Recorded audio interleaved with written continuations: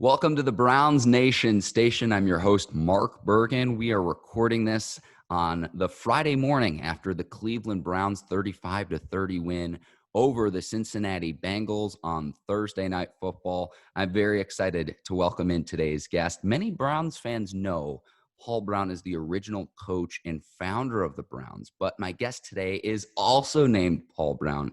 He is the host of the Paul Brown Podcast, the first international Cleveland Browns podcast. Paul, before we get into the Battle of Ohio, I wanted to give you the chance to introduce yourself to our listeners. First of all, thank you very much for your time. I've got to say, apologies. I've only had 3 hours sleep. If I sound a bit tired, hungover, it's true. I am tired and hungover.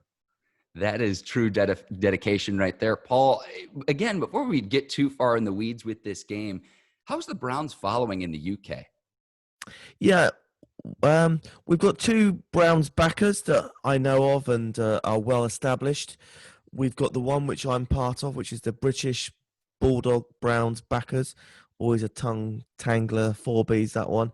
And not a lot of Browns fans know this, but there is a village in the middle of nowhere, and they have 20 to 30 Browns fans that turn up every single week, and they're the North Cotswolds British Browns backers, or something like that anyway. So, but to try and put it in consent into Ohio terms. Sorry, guys. It's basically imagine a small village near Mansfield that has 300 people, and they've got 20 Browns fans that come every week, and they cornhole. They have a great time, drink, and watch the game. I probably think illegally in a pub. I could talk to you about this for hours, but let's get into Thursday night's game, and then we can probably circle back to that towards the end of the pod. To me, Paul, the big takeaway from last night's game was establishing the run. The Browns had 215 yards rushing, led by Nick Hunt, and then Kareem Hunt got in on the action as well. And, you know what, hats off to the Browns to be able to do this, because the Bengals were without their 2 defensive tackles last night, Geno Atkins and Mike Daniels. They did not play for Cincinnati last night. This is a Bengals defense that was the worst rushing defense in 2019, allowing nearly 150 yards rushing a season ago. But the Browns got the running game going early. It helped them secure the game late in the game. I thought that was the big key to a Browns victory last night. Yeah. It's tough, isn't it? Because we know how bad their run defense was. And on international TV last night, the Browns' run game looked amazing. So I'm just a little bit concerned when we go up a harder run defense, how we're going to look. But, yeah, we'll give credit where credit's due.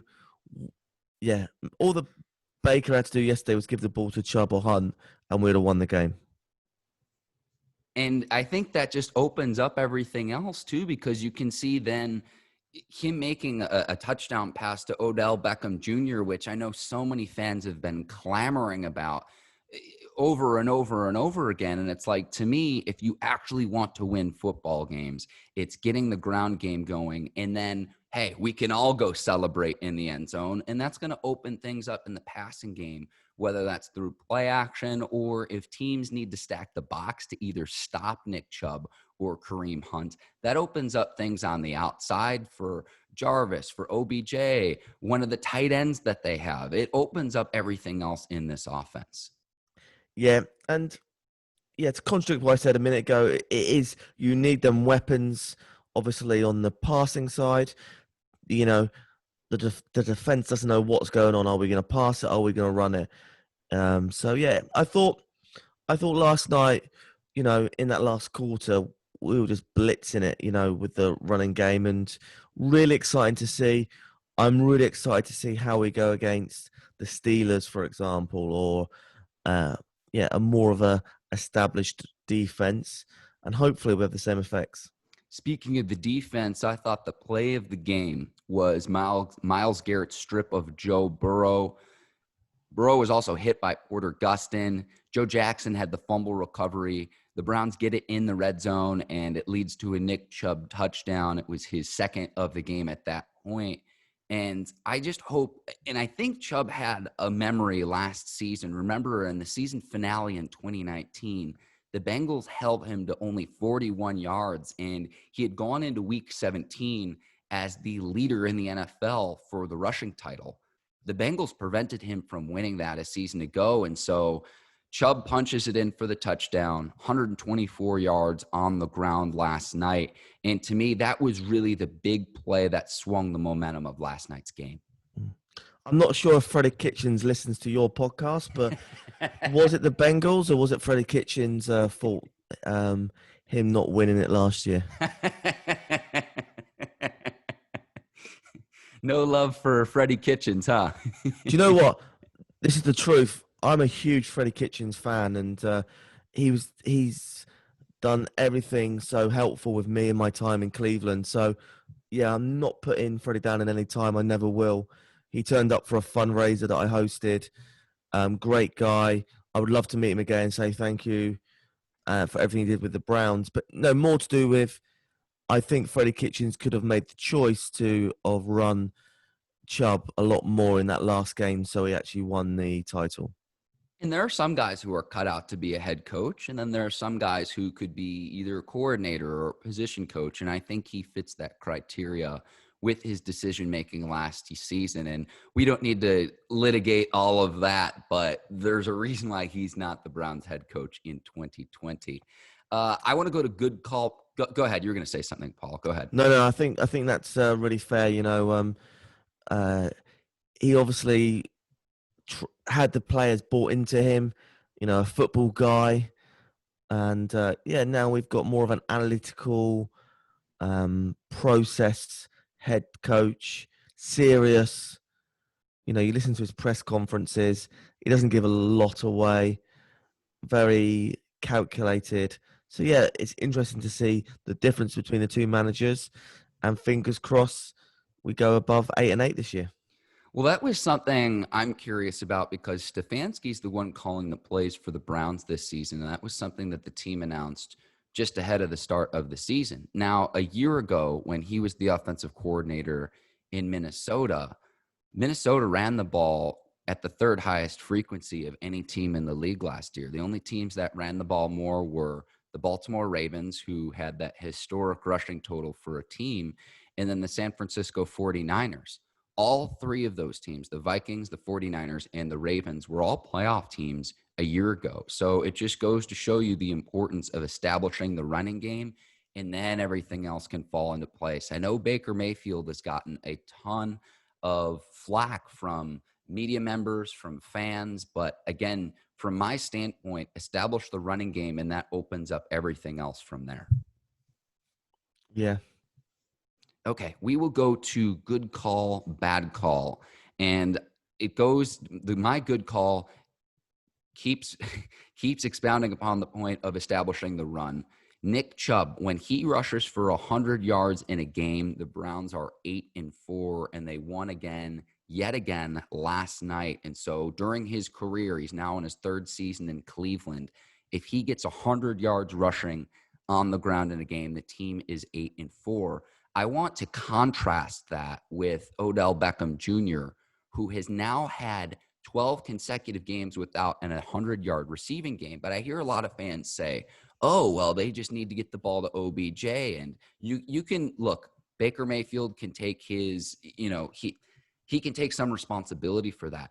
At the same time, OBJ's teams in his career are 9-17 in games where he has at least 100 yards receiving. So I'm not saying, okay, if either of those guys get those thresholds, that means the team will win or lose. But there is a correlation there with those stats that I just gave you. It's a tough one because, some teams have got a great wide receiver. They get the ball or they run it, like one wide receiver gets it or they run it. With the Cleveland Browns, we've got so many weapons. I think at the current situation, you have to forget about Odell's each game involvement because we are team mentality. 100%. I 100%. hear what you're saying about the analytics. Um, but yeah, things are different at the moment with the Browns. You know, Hooper, Chubb, Hunt, Landry. You know, there's 5 potential weapons.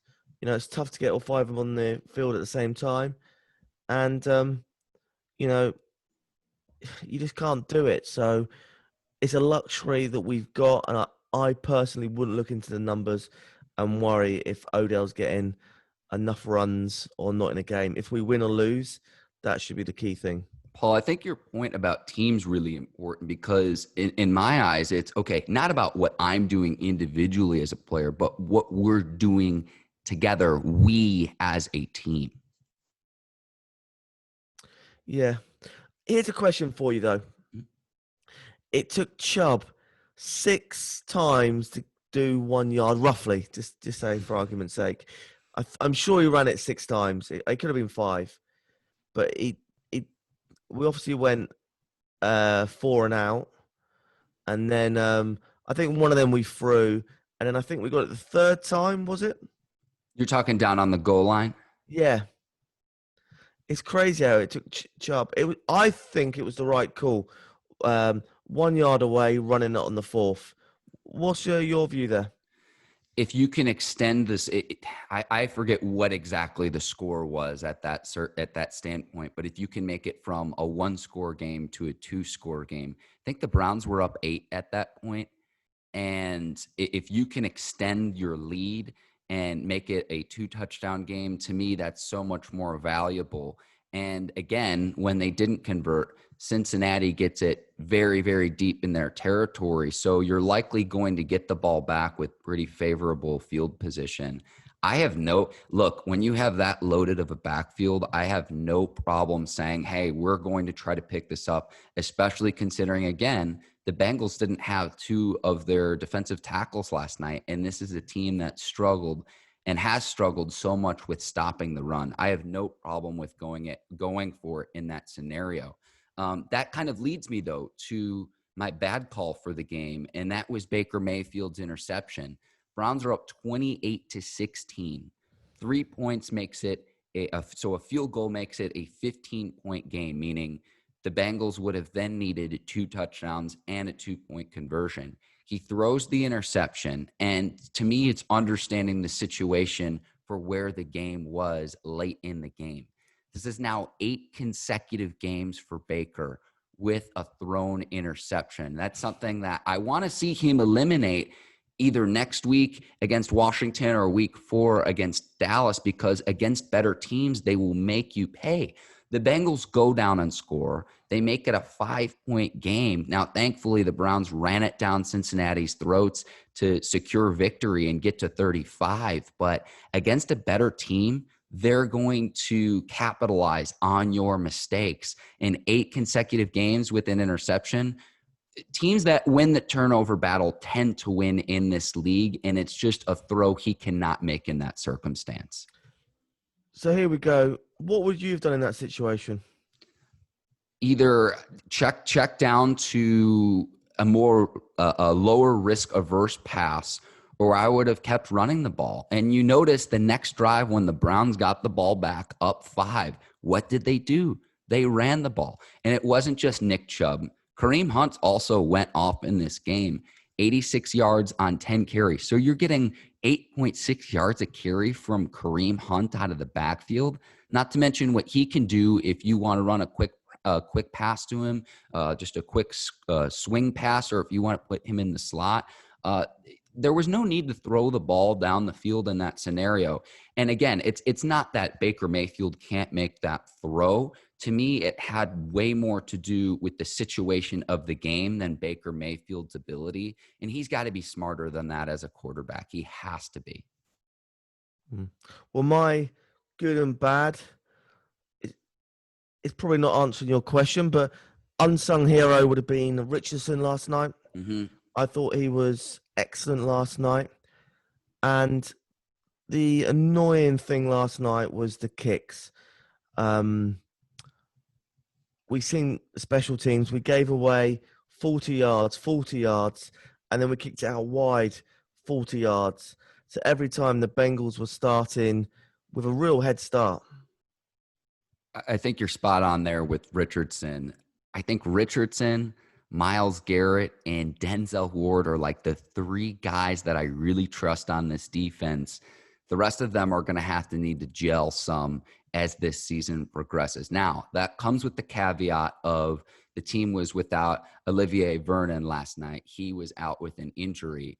But I would like to see this Browns defense shore up a little bit. And then, yeah, from a special team standpoint, you can't give up free yardage to a young Bengals team that, look, as promising as Joe Burrow looks, there's a reason why they got him with the number 1 overall pick. This is a team that went 2-14 last season. It's a young team. It's a developing team, but you can't give them opportunities over and over and over again to remain in the game for as late as they did. And that really bothered me, because against better teams, those better teams are going to capitalize on the Browns' mistakes. Agree. But, it is very Brownsy, Look at the first game, the first few plays, interception, Scottish Hammer fumbles the ball for whatever reason. We don't help ourselves at times. I look from a big picture standpoint. Here's how I see this, right? Had the Browns lost this game, if you start 0-2 in the season, you can pretty much kiss the playoffs goodbye. And if you look year after year after year after year, the teams that start 0-2 have a slim to none chance of making the postseason. So you at least salvage that if you're the Browns for another week.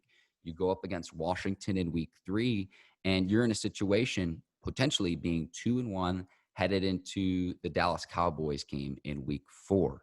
So you're able to salvage that if you're Cleveland. Now, I also wanted to bring up a bad call on the other side of the ball from Cincinnati's standpoint, and that is Joe Burrow threw the ball 61 times last night. I understand that the Bengals were facing a double-digit deficit, but this is not a recipe for success for Cincinnati, considering the other two teams in the division, both Pittsburgh and Baltimore, how potent and loaded both of those teams' defenses are. If he throws the ball 61 times against other teams in this league, he is going to get annihilated this season. And throwing the ball 61 times, Paul, that was the second most ever by a rookie. The only one more, 2001, Chris Winkie had 63 pass attempts in a game, but he can't throw the ball 61 times and expect to win a football game in the NFL. It's just, it's too much. It's too much. Do you know what? I don't care what the Bengals did. We have to play one more time.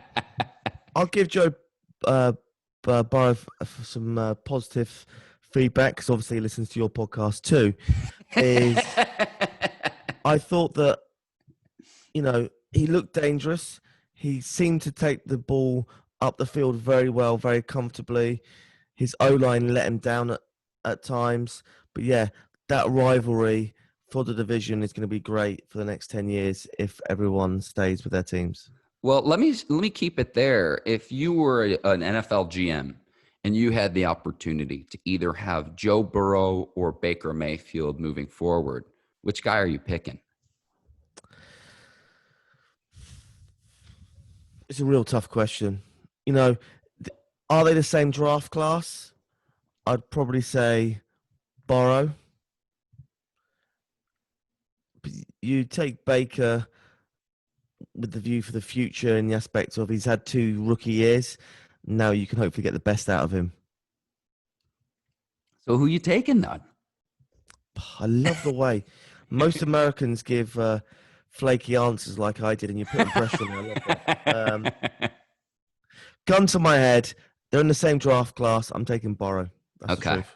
Okay. I think most people would agree with you. I think there might be some Browns fans out there who might disagree. There might be some Oklahoma fans dating back to Mayfield's college days who might disagree with you there too. But I think most football fans objectively would want Burrow over Mayfield. But I will say this, Mayfield finally looked like the quarterback, the number 1 overall pick, the Heisman winner that the Browns drafted.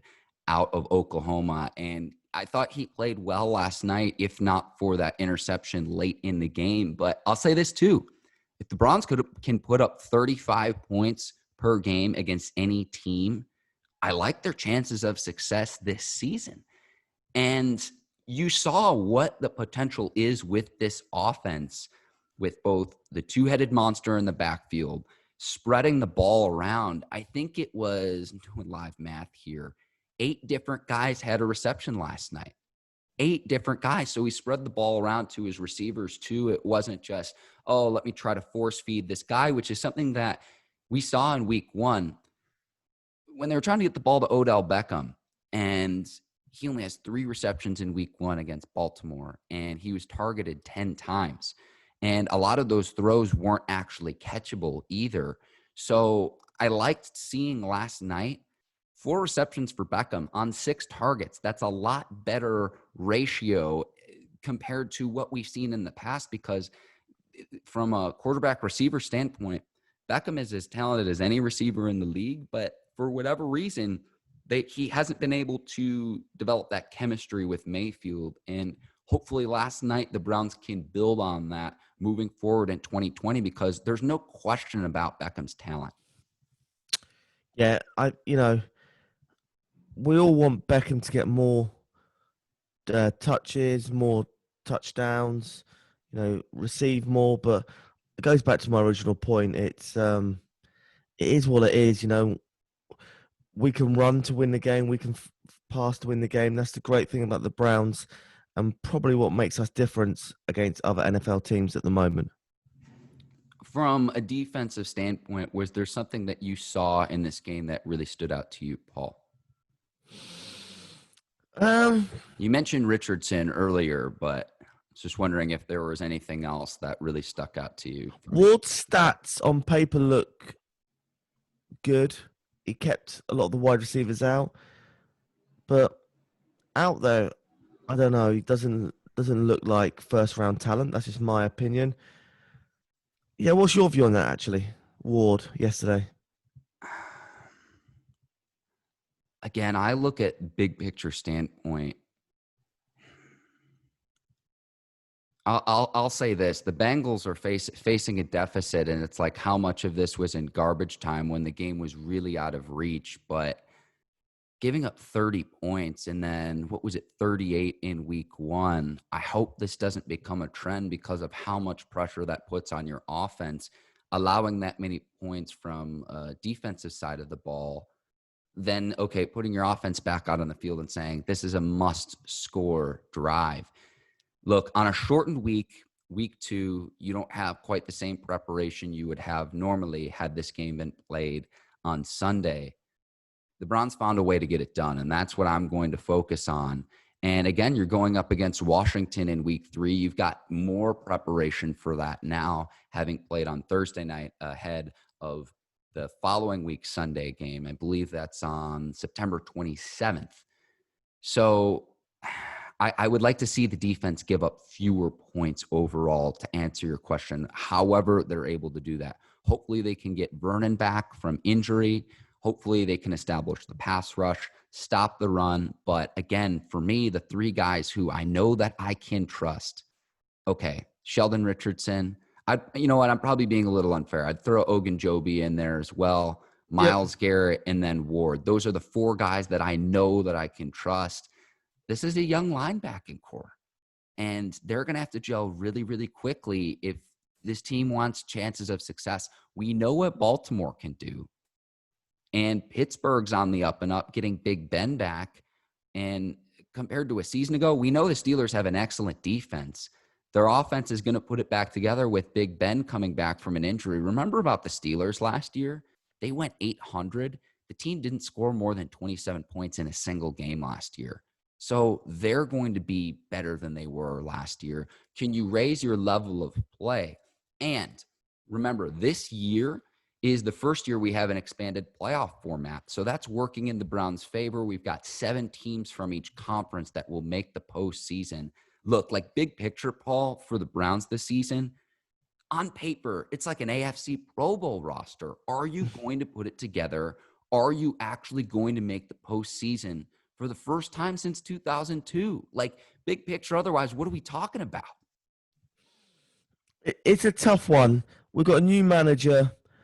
We still need time to gel. I'm going with a nice 8-8. Just 8-8, and let's make the push next year. Um, let's keep our feet on the ground. We'll get an 8-8. That's better than we've had for a while. So, And that's pretty spot on, because if you look at what odds makers predict, I think the over-under was either 8.5, maybe 9 wins this season, depending on which line you got. And so that's pretty spot on for what's projected for this team moving forward this season. As we start to wrap up here on the Browns Nation station, Paul, I wanted to ask you more about your background as a Browns fan. At what point did you realize the significance of your name? How did you become a Browns fan? I'm fascinated by this. yeah, so I've been wearing Browns hoodies, t-shirts, caps for about 15 years. And being in England, you could pick any NFL team. There's no real alliance. Raiders, cool design, But yeah, my name's Paul Brown, and I thought having your name on a cap was quite cool. So I always used to buy the Browns, and I didn't know if that was hockey, basketball, football. Honestly, I wouldn't know. I'd see a Bears hat, and that'd be a B, and I wasn't sure that was the Browns. I'm just being totally honest with you. So wearing Browns gear for 15 years ago, and then probably 5 years ago, I was in the office, and they were doing an NFL draft. A few Americans and a few European guys, and they said, "Come on, Paul, you got to pick a team." And I said, "Look, guys, I've got no idea." And at that point, I decided to learn about the Browns. And yeah, basically over the last 5 years, I've really dedicated my time to make sure I know enough about the roster, the 53-man roster, that if anyone asks me any questions, I know the answers. I don't want to come across like a fair weather fan. Hopefully, I know more than most Browns fans. And, I do a podcast every single day. I haven't done it in COVID, but for the last 2 years, I've done a podcast every single day. People like Joe Thomas, the Cleveland Browns owners, Metcalf, Ernest Biner, Scottish Hammer, like loads of people on there, and learned so much about the game.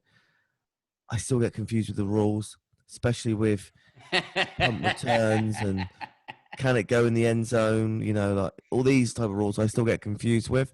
But yeah, the idea is, hopefully I'm an ambassador across the pond for the Cleveland Browns. I love it. I love it. And I'm sure when you first started, people are probably like, wait a second, is this some sort of expansion Premier League team? Like, what is this color scheme, this logo this guy's wearing? I'm sure you got some of that when you first started really repping the team. Yeah, no, sometimes I get, is this a joke? Are you a fraud? No, no. Listen, I've watched your stuff. It is legit. I listened to your podcast in preparation for the Bengals game. Yeah, yeah. You know your stuff. I will vouch for you there. And so that's why I was so excited to talk to you today, just because you share a namesake with, again, the original coach, the founder of the Browns. And it's just like, wait a second. No, I listen, I will vouch for you there.